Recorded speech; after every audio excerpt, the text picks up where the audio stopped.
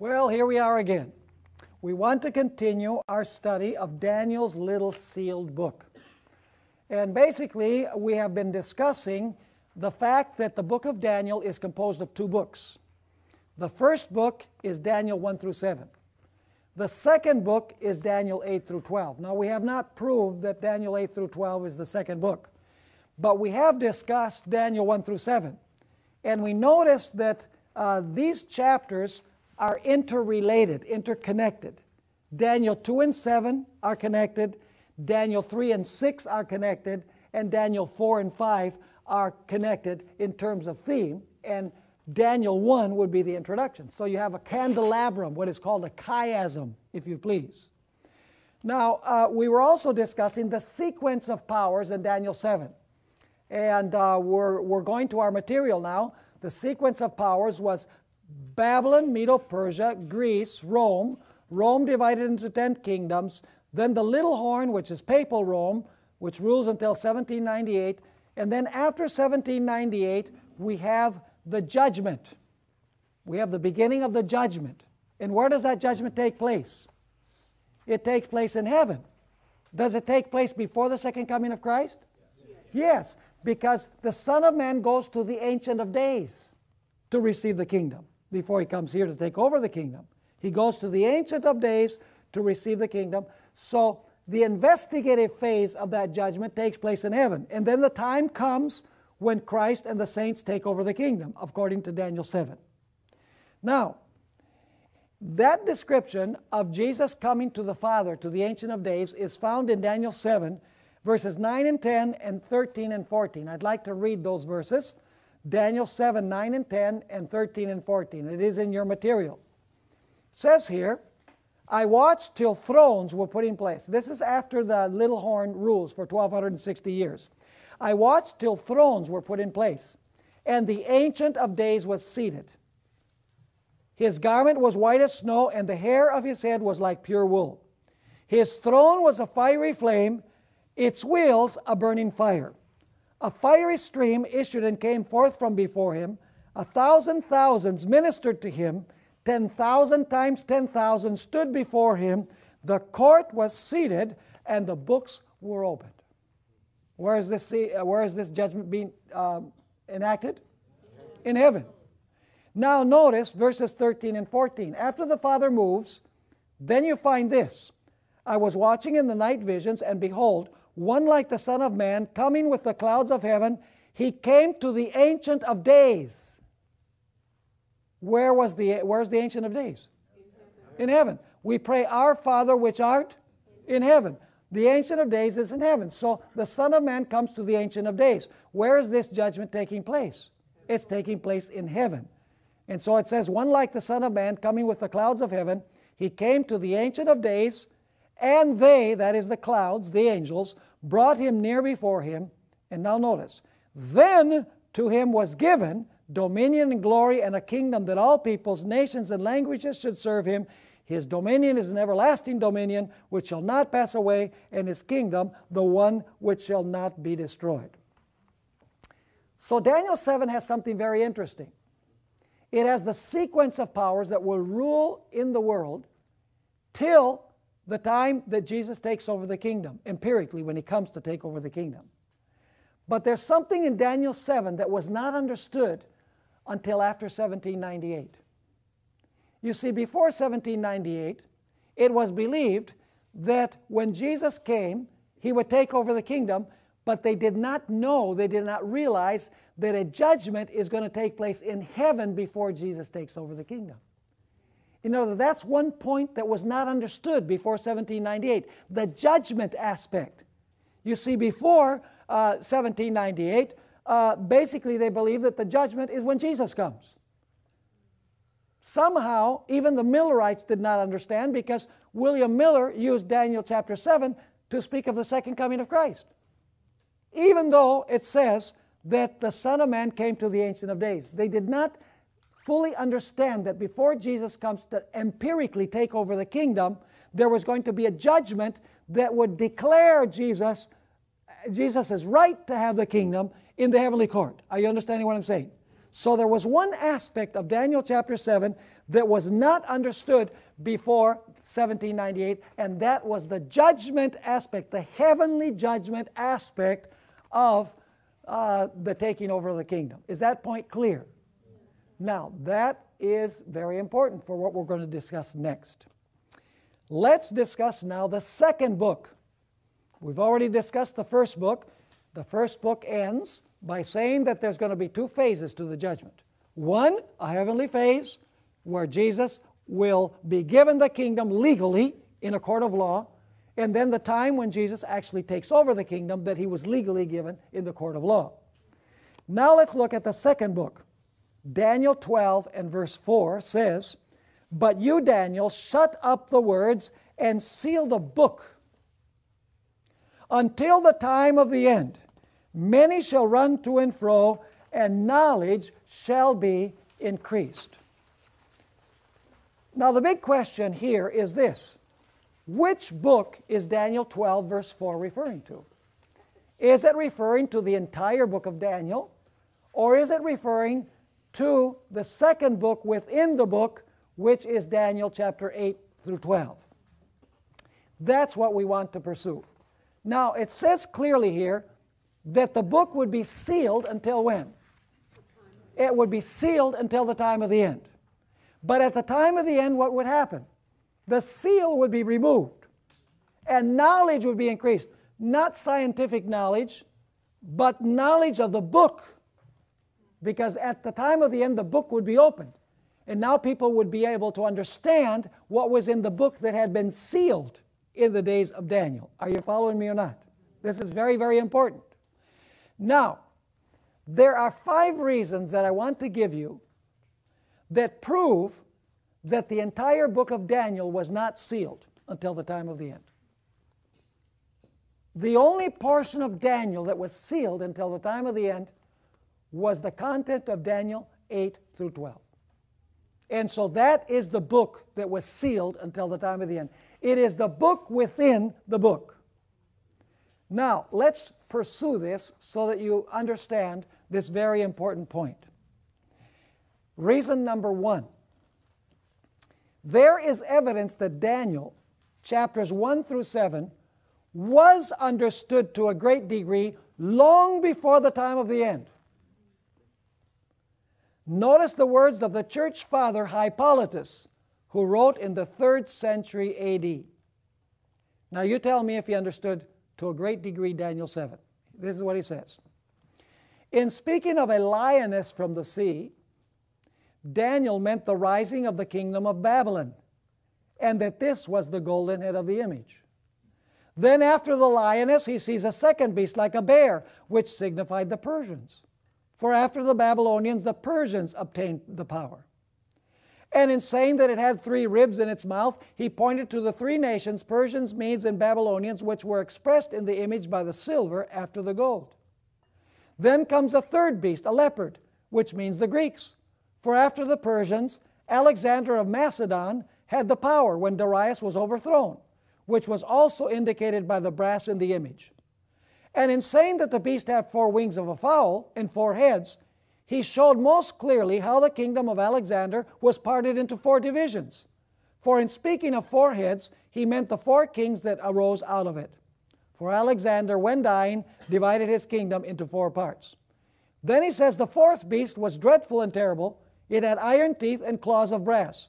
Who then are meant by this but the Romans, whose kingdom, the kingdom that still stands, is expressed by the iron?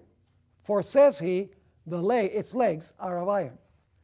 Did Hippolytus understand Daniel 2 and Daniel 7? Oh yeah, to a great degree. Now you say, but he didn't understand the Antichrist. Oh yes, he did. But there's one thing that Hippolytus missed. Let's read his second quotation.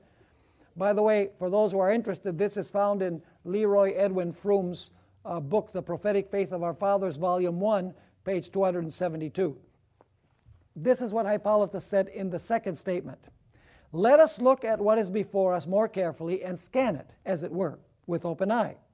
The golden head of the image is identical with the lioness by which the Babylonians were represented. The golden shoulders and arms of silver are the same with the bear, by which the Persians and Medes are meant. The belly and thighs of brass are the leopard, by which the Greeks, who ruled from Alexander onwards, are intended. The legs of iron are the dreadful and terrible beast, by which the Romans, who hold the empire, now are meant. The toes of clay and iron are the 10 horns which are to be. The one other little horn springing up in their midst is the Antichrist. Interesting. Was he right? Of course he was. The stone that smites the image and breaks it in pieces, and that filled the whole earth, is Christ, who comes from heaven and brings judgment on the world. What's missing? What's missing here in his description? For him, when is the judgment? When Jesus comes from heaven and brings judgment on the world. What is he missing? He's missing the pre-Advent judgment. He did not understand the pre-Advent judgment. But did he understand everything else? He understood everything else. So was Daniel 7 sealed until the time of the end? No, there was one aspect that was sealed until the time of the end, and that is the investigative judgment phase, after which Jesus would take over the kingdom. Now, the evidence in these quotations indicate that Hippolytus understood everything about Daniel 7 except the investigative pre-Advent judgment. It should be noted that even some portions, this is important also, that even some portions of Daniel 8 through 12 that were fulfilled before the time of the end could be understood before that time. The historical sections of the book could certainly be understood. The meaning of the ram and the he-goat of chapter 8 were understood before the time of the end. Is that correct? Of course, because Daniel tells us who these beasts represent, the ram and the goat. He says the ram represents Medo-Persia and the goat represents Greece. You don't have to wait till the time of the end to understand that. So even some portions of Daniel 8 were understood before the time of the end. But there's one aspect of Daniel 8 that wasn't. Let's continue. Much of the earlier portions of Daniel 11 could be understood before the time of the end, as can be seen by the fact that the pagan philosopher Porphyry argued to the church father Tertullian that the first half of Daniel 11 describes so precisely Greek and Roman history that it had to have been written in the 2nd century rather than in the 6th century. So Porphyry said this is too detailed. This could not have been written 400 years before it happened. So somehow Daniel must have been written in the year 200 BC. So were there portions of Daniel 11 that even the pagan philosopher Porphyry could understand? Of course. But there is one specific element of Daniel 8 through 12 that could not be understood by anyone until the time of the end. And that was the message concerning the 2300 days and the judgment. These things were sealed until the time of the end, because only then would it be true that the judgment had begun. Are you with me? Yes. I want to make sure that you're following along here. What is the only thing that was not understood? The 2300 days and the investigative judgment. Now let me give you a second reason why you're dealing here with 2 books rather than just 1 book. Now I realize that Daniel is 1 book, but there are 2 books within it. The book of Daniel was written in 2 different languages. Chapter 1, which is the introduction to the entire book, was written in Hebrew. Chapters 2 through 7 were written in Aramaic, which was, somewhat like Hebrew. It's kind of like Portuguese and Spanish, Aramaic and Hebrew.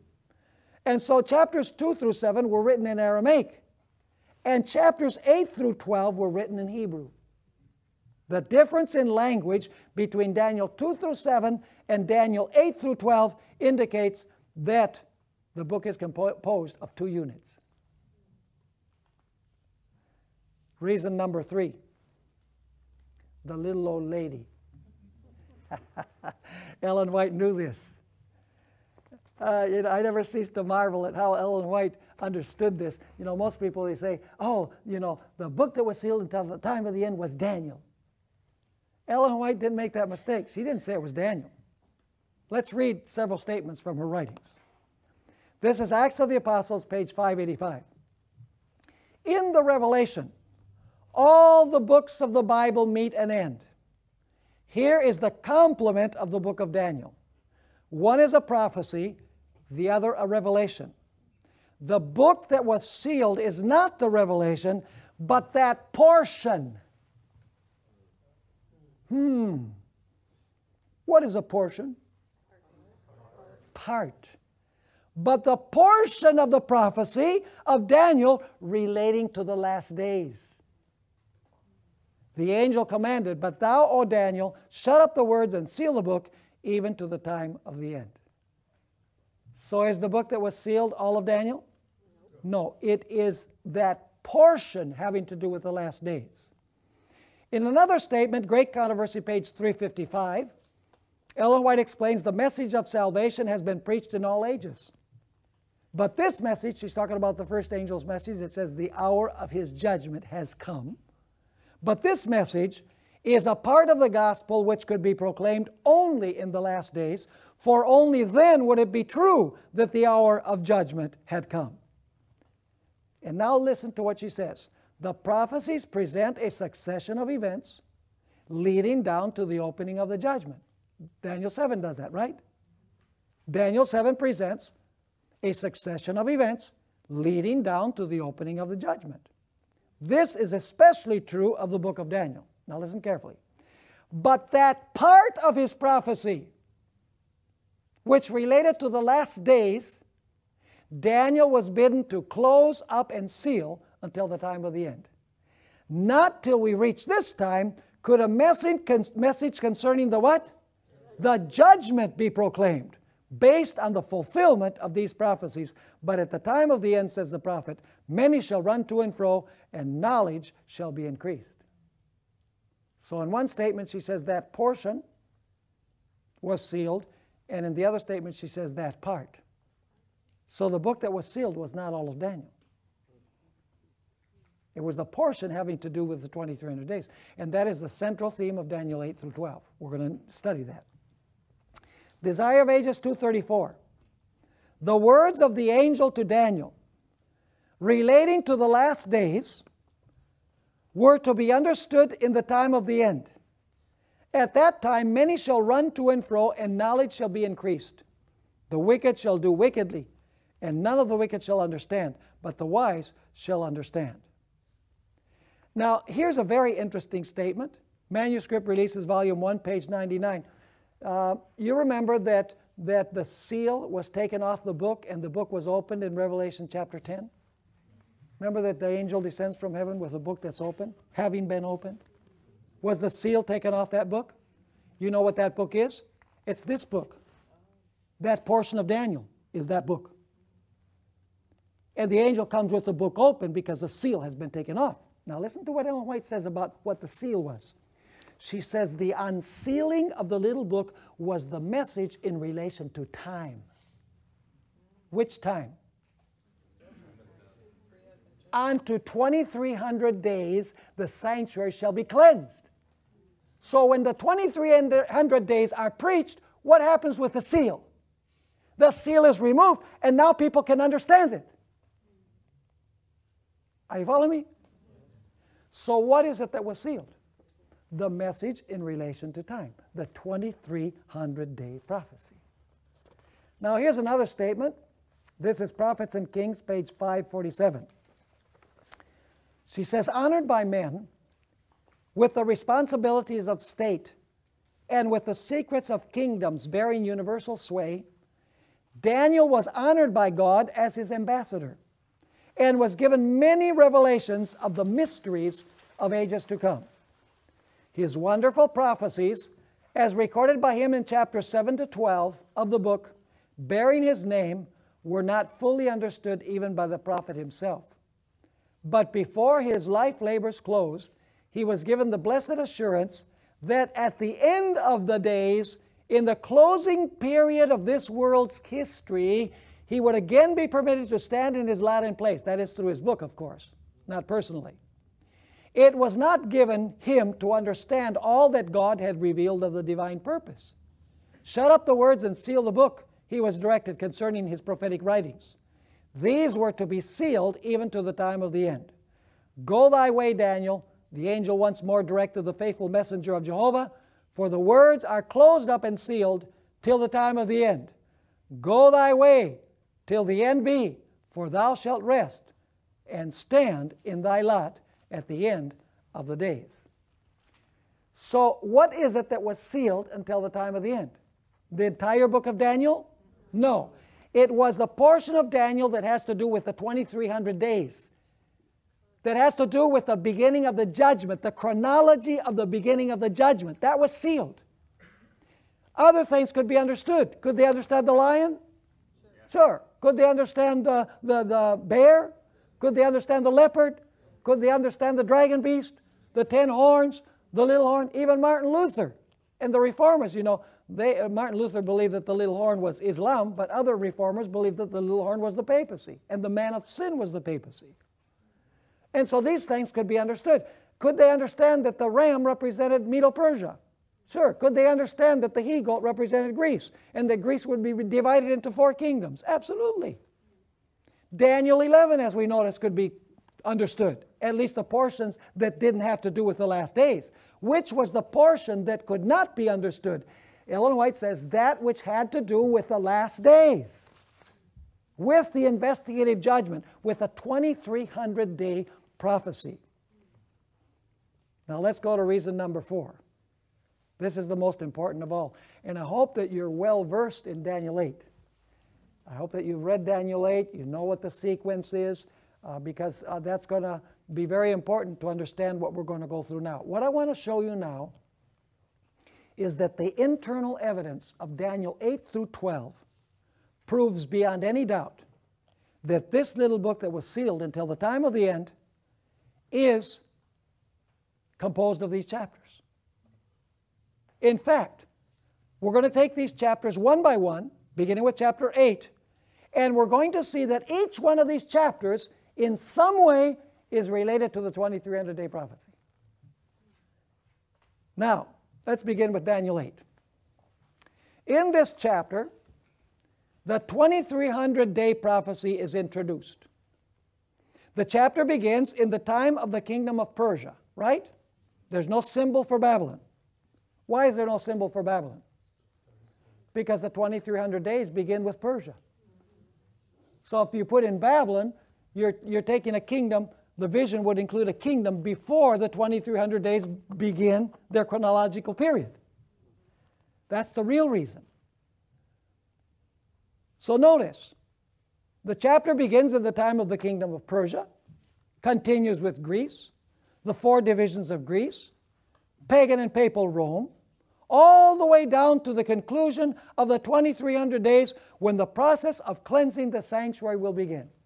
Are you acquainted with the broad sweep? Yep. You have a ram, Medo-Persia, then you have a he-goat, Greece, then the he-goat grows 4 horns. Those are the 4 heads of the leopard, by the way. They grow 4 horns, and then arises a little horn, which at first is pagan Rome. It grows horizontally, and then it grows vertically towards heaven. In other words, Rome morphs from a political power into a religious power. And then it takes you all the way down to the time of the cleansing of the sanctuary. So Daniel 8 gives you the broad sweep from the time of Persia till the time when the sanctuary is going to be cleansed. 2,300 days, which we understand as years. Now I want you to notice that there are 4 differences between the prophecy of Daniel 8 and those of Daniel 2 and Daniel 7. They are somewhat parallel, but there are differences.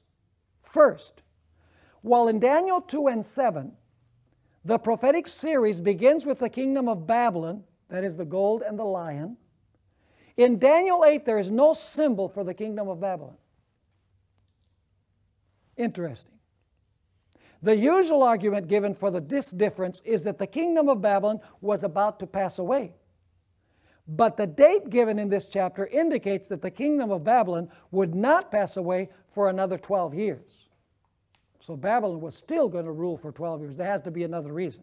And the reason is that it had to begin with Persia because that's when the 2300-day prophecy begins. Second, in contrast to Daniel 7, the beasts of Daniel 8 are domestic sanctuary animals. What kind of beast do you have in Daniel 7? Carnivorous beasts. Wild beasts. But in Daniel 8, you have sanctuary beasts, because the central theme is the sanctuary. The ram was used in the daily service, while the he-goat was used in the yearly service. This strongly hints that the central theme of Daniel 8 is the daily. Is the daily referred to very clearly there? Yeah. Leading up to the end of the 2300 days, you have the little horn taking away what? The daily. That's the ram. But that's not all. And the yearly, in which the little horn is what? Judged. Are you following this? In other words, two sanctuary animals are used to illustrate that the papacy was going to take away the daily, and as a result, the papacy was going to be judged in the yearly service, which is the cleansing of the sanctuary, or the judgment. Third, there is only one symbol in Daniel 8 for both pagan and papal Rome, a little horn. The horn first spreads out horizontally, that is geographically, to the east, the south, and the glorious land. And then it extends vertically to heaven. That is to say, it first extends politically and geographically, and then religiously. It is clear that the introduction of another beast into Daniel 8 to represent pagan Rome would have spoiled the symmetry of the chapter, which emphasizes the two beasts of the sanctuary service. So if a third beast had been introduced, it would ruin the theme of the daily and the yearly, the two beasts of the sanctuary. Fourth, this is very important. There is no reference in Daniel 8 to the establishment of Christ's everlasting kingdom. Does Daniel 2 refer to the setting up of Christ's everlasting kingdom? He will set up a kingdom that will never be destroyed. That's the culmination of the vision of Daniel 2. Does Daniel 7 end with Jesus taking over the kingdom? Yes, it does. But Daniel 8, strangely enough, the chapter ends, and there's no reference to the everlasting kingdom, which is different than Daniel 2 and Daniel 7. Now, this was due to the fact that Daniel got sick before Gabriel was able to explain the entire vision. And you can read that in chapter 8, verses 26 and 27. This is the reason why Gabriel came back in Daniel 9 through 12 to explain the things that had remained unexplained in chapter 8. In other words, if Daniel had not gotten sick, Gabriel would have continued giving him Daniel 9, 10, 11, and 12. But he gave it later. Now, what is the central theme of Daniel 8 then? What is the central theme of the vision? Unto 2300 days the sanctuary shall be cleansed. That's a central theme, right? The 2300 days and the judgment. Now, let's go to our next page. What is the central theme of Daniel 9? Now, here we have a problem in Daniel 8. What is the problem in Daniel chapter 8? The problem is that you have a 2300-day prophecy, but you don't know where to start it. We want to know when the sanctuary is going to be cleansed. 2,300 years and the sanctuary will be cleansed. Problem is, there's no starting point in Daniel 8. So where would you expect to find the starting date? How about the next chapter? Are you with me or not? So in chapter 9, Daniel 8 mentions the 2300-day prophecy but does not provide a starting point. In chapter 9, the crucial starting point for the 2300 days is given. The 70 weeks constitute the first 490 years of the 2300-day prophecy, and those years begin during the kingdom of Persia. This is the real reason why the kingdom of Babylon is not mentioned in Daniel 8. It is because the 2300 days begin during the reign of Persia and not during the reign of Babylon. So far, so good? See, there's a reason for all this. Is it important to know the literary structure? Oh. Indispensable. So then Daniel 9 gives you the starting point for the 2300 days. So what is the central purpose of Daniel 9? To give you the starting point for the 2300-day prophecy. So is Daniel 9 related to Daniel 8? Absolutely. Now, could the 70 weeks be understood before the time of the end? Yes. Because they were fulfilled before the time of the end.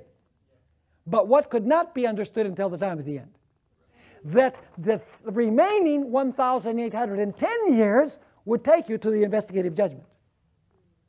So the portions that were fulfilled could be understood. What could not be understood is the ending point. The cleansing of the sanctuary, the end of the 2300-day prophecy, that there was going to be a judgment in heaven before Jesus came to take over the kingdom on earth. Even the Millerites did not understand that. Wow. Okay, so let's go to Daniel 10. Does Daniel 10 have anything to do with the 2300-day prophecy? Of course it does. Let's read it. In order for the prophecy of the 2300 days to be fulfilled, especially the 70 weeks, it was necessary for the kings of Persia to give certain decrees for Israel to go back to their land, to rebuild their temple, city, walls, and to restore a functioning Hebrew theocracy. It was the command to build and restore Jerusalem.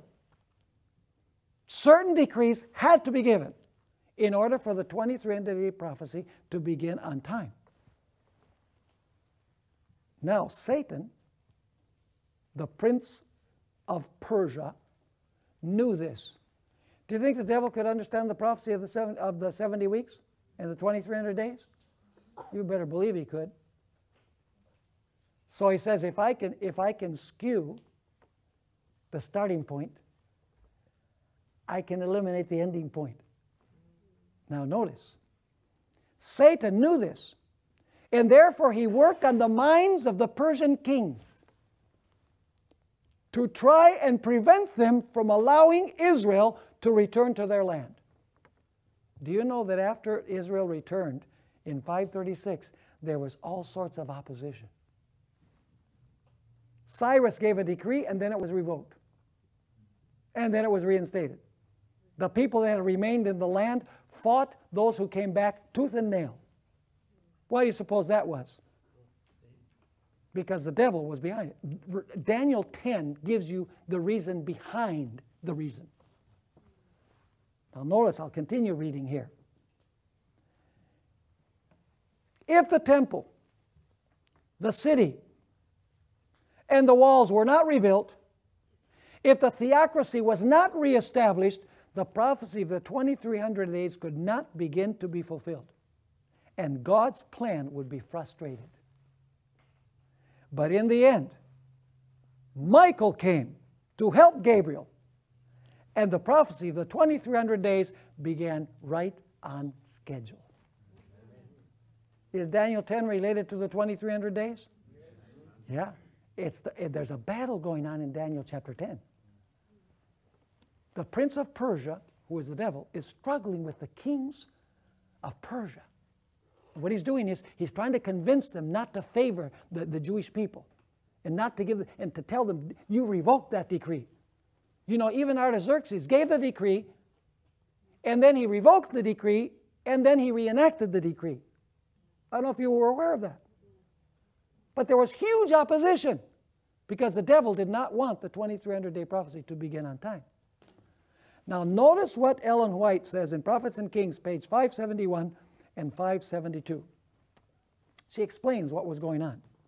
While Satan was striving to influence the highest powers in the kingdom of Persia to show disfavor to God's people, angels worked in behalf of the exiles. The controversy was one in which all heaven was interested. Through the prophet Daniel, we are given a glimpse of this mighty struggle between the forces of good and the forces of evil. For 3 weeks, Gabriel wrestled with the powers of darkness, seeking to counteract the influences at work on the mind of Cyrus. And before the contest closed, Christ himself came to Gabriel's aid. And you know what Michael said after this? He says, I've got to go now because I've got to continue struggling with the kings of Persia. So is chapter 10 related to the prophecy of the 2300 days? Yes, it is. This is a book within a book. All of the chapters have the same central theme, the 2300-day prophecy. Now we need to go to chapter 11. In chapter 11, what kingdom does this chapter begin with? Persia. With which kingdom did Daniel 8 begin? Persia. Do you know what's going to happen now in Daniel 11? There is no new vision in Daniel 11. Are you aware that there's no new vision in Daniel 11? What Gabriel does, he comes back and he now says to Daniel, Daniel, you got sick and I wasn't able to finish. Now I'm going to start where I started in Daniel 8, but I'm going to take you all the way to the end. Is that clear? And so now he's going to go back to where Daniel 8 began, and he's going to take Daniel, he's going to give Daniel the sweep, but he's not only going to take him to the point of the ending of the 2300 days, he's going to take him beyond that to the final conflict and to the establishment of Christ's everlasting kingdom, which he did not have the kingdom in Daniel 8 because Daniel got sick. So in Daniel 11, Gabriel is going to say, I'm going to show you the whole sweep.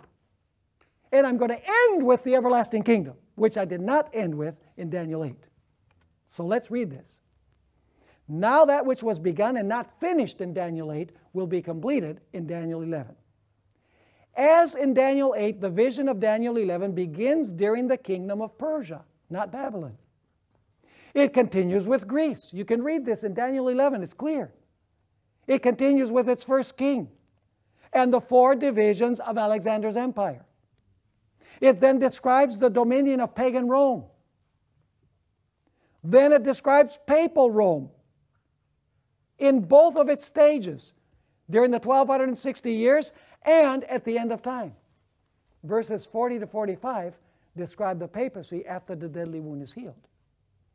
The verses before that, verse 31 through verse 39, describes the career of the papacy during the 1260 years. But now notice, but instead of taking us merely from the time of the kingdom of Persia to the end of the 2300 days in 1844, is that where Daniel 8 ended? Unto 2300 days the sanctuary shall be cleansed. That takes you to 1844. But now in Daniel 11, instead of taking Daniel only to 1844, he's going to take him all the way to the time of the establishment of the everlasting kingdom. He's going to take him to the time when the judgment ends and the time of trouble comes and God's people are delivered and Christ establishes his everlasting kingdom. Instead of taking us merely from the time of the kingdom of Persia to the end of the 2300 days in 1844 when the judgment begins, Daniel 11 takes us all the way from Persia to the end of that judgment and the close of probation when Michael stands up. So does Daniel 11 take you far beyond 1844? It most certainly does. And finally, in Daniel 12, verses 2 and 3, you have a description of the climax when God's people will resurrect and inherit the everlasting kingdom, and the righteous will shine as stars forever and ever. Thus, Daniel 11:1 through 12:3 take us full circle from the time of Persia till Christ sets up his everlasting kingdom. Isn't this incredible? So what is the central theme of all of these chapters? The central theme, folks, is the 2300-day prophecy, the judgment. All of the chapters have the same central theme. And much of this, the judgment aspect, could not be understood until the time of the end. So is this a book within a book? It basically, what it's doing is, Daniel 7 gives you the inkling. It introduces it when it says that the Ancient of Days goes in, and he sits, and the judgment is set, and then the Son of Man comes, he's taken before the Ancient of Days, the judgment sits and the books are open. Daniel 7, at the end of the chapter, gives you the introduction to the second book. The idea that the judgment is going to be in heaven, and the judgment is going to be before the second coming of Christ. Now let's go to reason number 5. And we're going to amplify this one in the next few minutes. We don't have a lot of time left in this particular presentation, but we're going to deal with Revelation chapter 10 more extensively in our next session. But let's go through the material that we have here. The opening of the little book in Revelation 10 is a clear reference to the unsealing and opening of the book that was sealed in Daniel 12, verse 4. There is only one book in the Bible that was sealed to be opened at the time of the end. Notably, the little book of Revelation 10 is opened in the period of the sixth trumpet, at the very end of history, immediately before Jesus takes over the kingdom at the time of the seventh trumpet. Are you catching the chronology? In other words, the little book is opened during the period of the sixth trumpet. That's when you have the eating of the book. It's sweet in the mouth, bitter in the stomach, you know. And then after that, you have the episode of Christ taking over the kingdom under the seventh trumpet.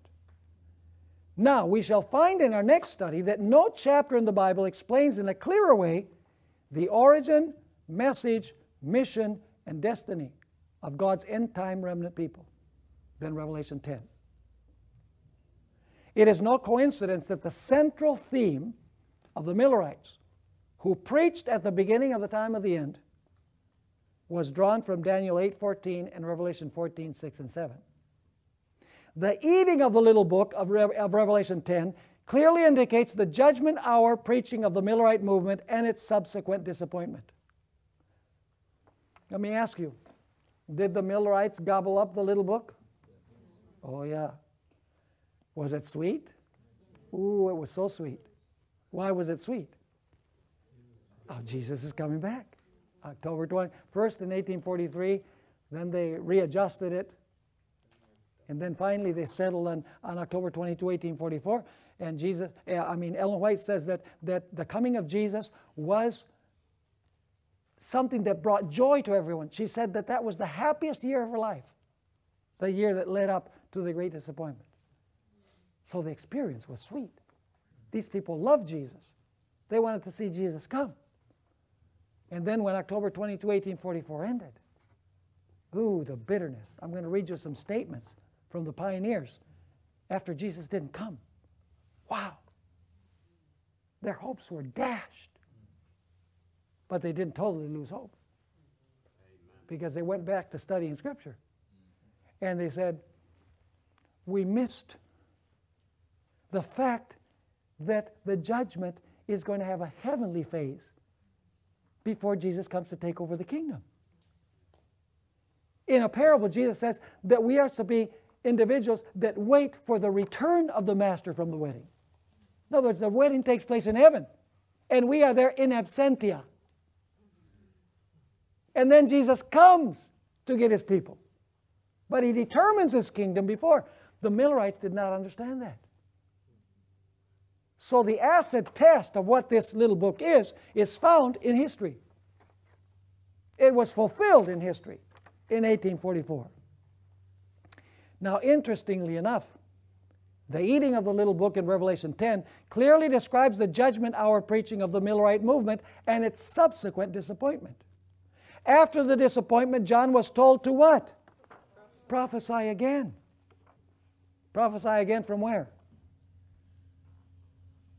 Where did the prophecy come from the first time? From the little book. So he says you have to prophesy again from the little book because you didn't get it right the first time. And he was commanded then to what? Wow, to measure the temple. And what is the measuring of the temple? The investigative judgment. See, after the disappointment, in the very next verse, you have the investigative judgment. By the way, when it says you must prophesy again, where is the message found in Revelation of prophesying again? Revelation chapter 14. The three angels' messages. In other words, after the disappointment, God's people were called upon to present another message from the book of Daniel. And that message had to do with the measuring of the heavenly temple, which is the investigative judgment. Concerning the unsealing of the little book, Ellen White remarks, "It was the Lion of the tribe of Judah who unsealed the book and gave to John the revelation of what should be in these last days. Daniel stood in his lot to bear his testimony, which was sealed until the time of the end." Now notice this, until the time of the end, when what? When the first angel's message should be proclaimed to our world. So what is the unsealing of the book? It is preaching what? The first angel's message. The hour of his judgment has come. These matters are of infinite importance in these last days, but while many shall be purified and made white and tried, the wicked shall do wickedly, and none of the wicked shall understand. The book of Daniel is unsealed in the revelation to John and carries us forward to the last scenes of this earth's history. So as we study the structure of the book of Daniel, we discover that Daniel is one book composed of two books. One book is self-contained, Daniel 1 through 7. The chapters relate to each other in a chiastic fashion. And then Daniel 8 through 12 amplifies the theme of the last verses of Daniel 7 in speaking about the 2300 days and the investigative judgment. Did you understand what we're studying? Yeah. It's marvelous, isn't it? It's just, how important is it to understand the structure? It's vital. You know, and people say, well, just love Jesus. Well, yeah, I think we need to love Jesus. That's good. So if it's just love Jesus, why don't we have only in the Bible, for God so loved the world that he gave his only begotten Son? If it's just a matter of loving Jesus, just give us one verse. The fact is that as we study these things, we love Jesus more and more. Because no human mind could have done this. No human mind could have devised this unity that exists in the book of Daniel. And God wants us to be prepared for the coming of Jesus. Now, let's notice here, we have about 10 minutes left, and so we can introduce our next study, and then we'll continue after we take a break. The origin, identity, mission, and message of the remnant. This will absorb the rest of our time. There is no passage in Scripture that better describes the origin, message, identity, and mission of the Seventh-day Adventist Church than Revelation 10. This is a critically important chapter in the self-identity of the Seventh-day Adventist Church. Let's read the passage so we have it clear in our minds. I saw still another mighty angel. It's not just an ordinary angel. It is a mighty angel coming down from heaven, clothed with a cloud, and a rainbow was on his head. His face was like the sun, and his feet like pillars of fire. Who do you think this angel is? Same description as Jesus in Revelation 1. It continues saying, he had a little book open. That doesn't capture the tense of the verb in Greek. The tense of the verb is having been opened. In other words, at some point previous to the angel descending from heaven, the book was closed and it was opened. He had a little book open, or having been opened, in his hand. And he set his right foot on the sea and his left foot on the land, and cried with a loud voice, as when a lion roars. When he cried out, 7 thunders uttered their voices. Now when the 7 thunders uttered their voices, I was about to write. But I heard a voice from heaven saying to me, seal up the things which the 7 thunders uttered, and do not write them. There's a lot of speculation about the thunders in the Adventist church these days. Without any reason. There shouldn't be any speculation. We'll see. The angel whom I saw standing, this is verse 5, the angel whom I saw standing on the sea and on the land raised up his hand to heaven and swore by him who lives forever and ever, who created heaven and the things that are in it, the earth and the things that are in it, and the sea and the things that are in it. Which God is this? The Creator God.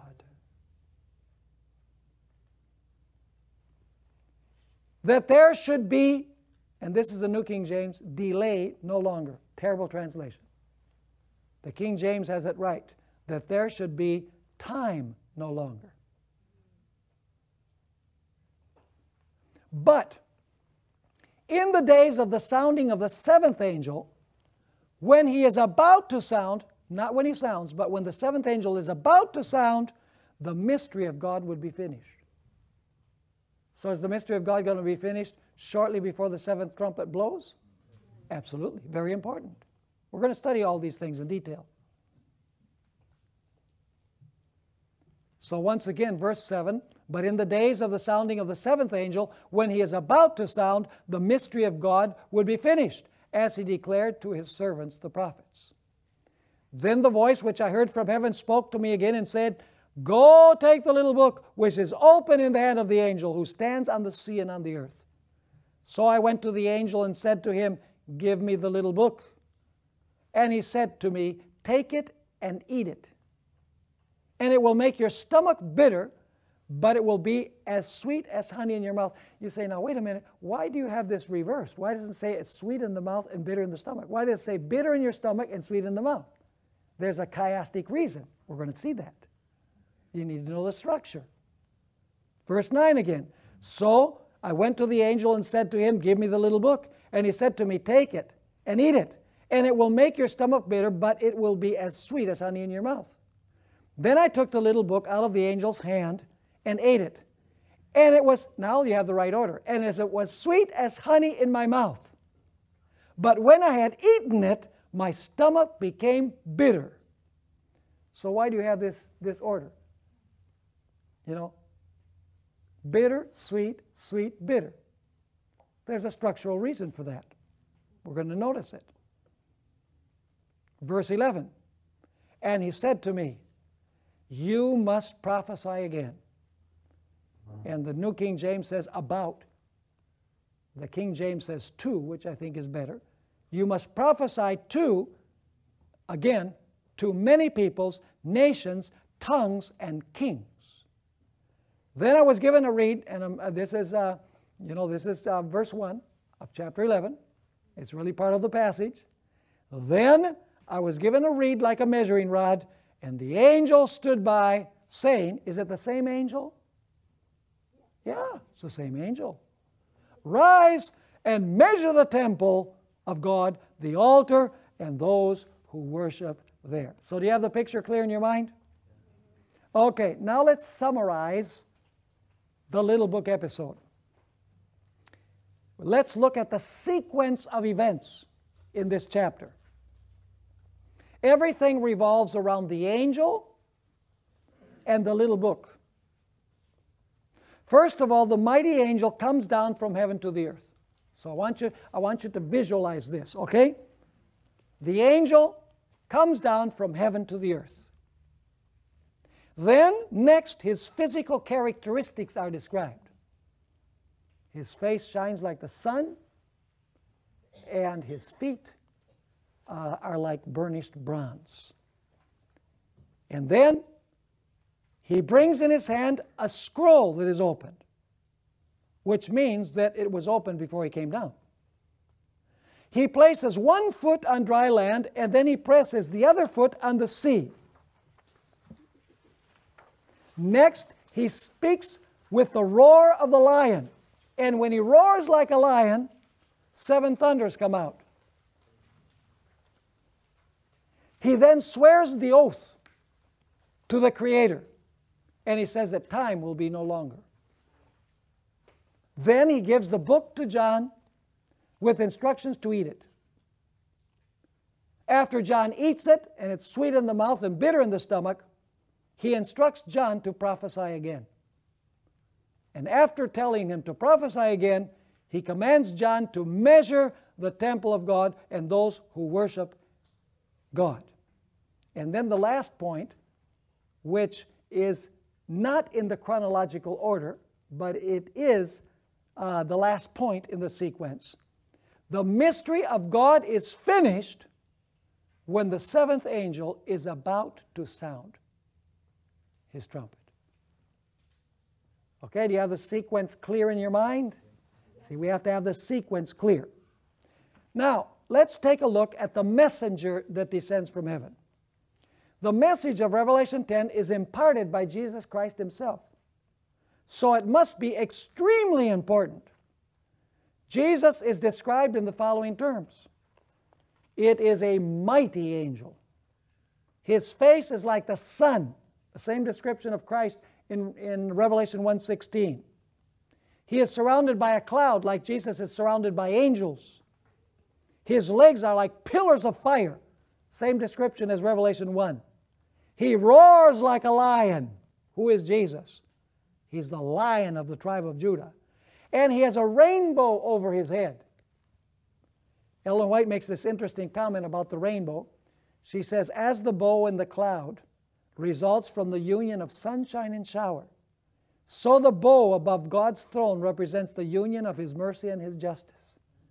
To the sinful but repentant soul, God says, live thou, I have found a ransom. Ellen White clearly identifies who this angel is. In Adventist Bible Commentary, Volume 7, page 971, she says, the mighty angel who instructed John was no less a personage than Jesus Christ. And she also says in the Bible Commentary, Volume 7, pages 953 and 954, the instruction to be communicated to John was so important that Christ came from heaven to give it to his servant, telling him to send it to the churches. So is this message of Revelation chapter 10 an extremely important message? Yes, because it is not delivered to an angel to be given to us. It is delivered by Jesus Christ himself. It must be crucially important if Jesus comes down in person to reveal this to his servant John and to us who received the message of John. So I hope we have this picture clear in our minds. We are going to take a look at the rest of the details of this chapter in our next session together. Don't miss it because it's going to be exciting.